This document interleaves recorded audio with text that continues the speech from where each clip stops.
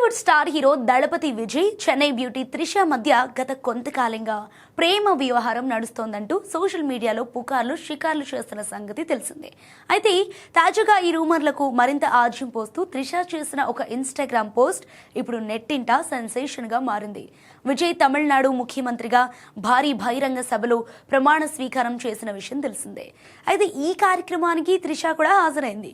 తాజాగా ఆ రోజు తాను ధరించిన డ్రెస్లోనే ఉన్న కొన్ని ఫోటోలను త్రిష తన సోషల్ మీడియా ఖాతాలో పెంచుకుంది. కేవలం ఫోటోలు షేర్ చేయటమే కాకుండా దానికి ఇచ్చిన క్యాప్షన్ ఇప్పుడు అందరి దృష్టిని ఆకర్షిస్తోంది.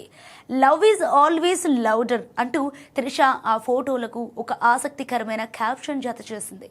ప్రేమ ఎప్పుడూ గొప్పగానే వ్యక్తమవుతుంటుంది అని త్రిష చేసిన ఈ పోస్ట్ చూసి నెటిజన్లు, విజయ్ అభిమానులు ఒక్కసారిగా ఆశ్చర్యానికి గురయ్యారు.